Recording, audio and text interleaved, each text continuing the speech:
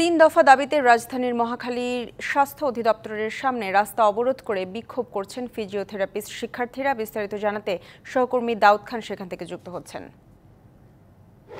সরকারি চাকরিতে প্রথম শ্রেণীর মর্যাদা এবং কলেজ অফ ফিজিওথেরাপি প্রতিষ্ঠা সহ তিন দফা দাবিতে ফিজিওথেরাপি শিক্ষার্থী যারা রয়েছেন তারা রাজধানী মহাখালী স্বাস্থ্য অধিদপ্তরের সামনের যে রাস্তাটি রয়েছে সেটি অবরোধ করে তাদের যে আন্দোলন কর্মসূচি সেটি তারা চালিয়ে যাচ্ছে। ঠিক সকাল 11টার দিকে ফিজিওথেরাপি শিক্ষার্থীরা এই যে মহাখালী স্বাস্থ্য অধিদপ্তরের সামনে রাস্তাটি অবরোধ করে এবং পরবর্তীতে আমরা দেখতে পেয়েছি রাস্তার দুপাশেরই যান চলাচল বন্ধ হয়ে যায় এবং এখনও তারা তাদের যে আন্দোলন কর্মসূচি সেটি তারা চালিয়ে যাচ্ছেন। তারা বলছেন যে বিএসসি প্রথম শ্রেণী পদে তাদেরকে নিয়োগ দিতে হবে এবং একই সাথে কলেজ অফ ফিজিওথেরাপি বাস্তবায়ন করতে হবে এবং যতক্ষণ পর্যন্ত না তাদের এই যে দাবিগুলো রয়েছে সেগুলো বাস্তবায়ন হচ্ছে ততক্ষণ পর্যন্ত তাদের যে আন্দোলন কর্মসূচি সেটি তারা চালিয়ে যাবে। তারা বারবারই একটি দাবি করছেন যে সরকারি যে হাসপাতালগুলো রয়েছে সেখানে মূলত যারা ডিপ্লোমা করে এসেছেন ফিজিওথেরাপিস্ট বিষয়ে মূলত তাদেরকেই নিয়োগ দেওয়া হয়েছে এবং যারা বিএসসি করে আসছেন তাদেরকে আসলে সেভাবে নিয়োগ দেওয়া হচ্ছে না। এবং পরবর্তীতে দেখা যায় যারা এই ফিজিওথেরাপি নিয়ে ভুগছেন অর্থাৎ বিভিন্ন যারা রোগীরা রয়েছেন তারা কিন্তু যে সকল বেসরকারি চেম্বারগুলো রয়েছে সেখানে উচ্চ আসলে টাকা দিয়ে তারা সেখানে আসলে ফিজিওথেরাপি যে চিকিৎসাগুলো রয়েছে সেগুলো তারা নিয়ে থাকছেন। সুতরাং এই শিক্ষার্থীরা বারবারই বলছেন যদি তাদেরকে পদায়ন করা হয়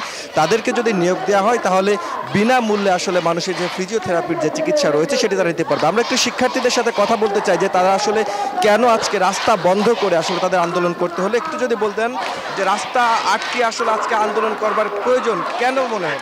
আচ্ছা, আমাদের আজকে আন্দোলন করার উদ্দেশ্য হচ্ছে আপনারা জেনে অবাক হবেন যে গত 50 বছরে একজন ফিজিওথেরাপিস্টকেও নিয়োগ দেওয়া হয় না।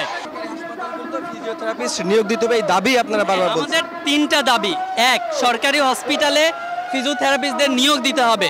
2 নম্বর দাবি হচ্ছে আমাদের ফিজিওথেরাপি এই পুরো সমাজকে যেহেতু চিকিৎসা দিতে হবে আমাদের জন্য ফিজিওথেরাপি কলেজ প্রতিষ্ঠা করতে হবে।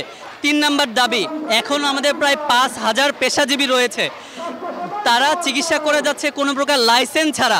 আজকে যদি আপনি সাংবাদিক হয়ে একটা ফিজিওথেরাপি সেন্টারে চিকিৎসা শুরু করেন আপনার বৈধতা কে নিশ্চিত করবে? আমাদের লাইসেন্স। অসংখ্য ধন্যবাদ। আসলে এখানে যারা আন্দোলন করছেন তাদের একটি দাবি যে প্রতিটি হাসপাতালে ফিজিওথেরাপিস্ট যারা রয়েছেন তাদেরকে নিয়োগ দিতে হবে এবং একই সাথে প্রথম শ্রেণীর যে চাকরির মর্যাদা রয়েছে সেটি তাদেরকে দিতে হবে। তো এই ছিল সার্বিক অবস্থা।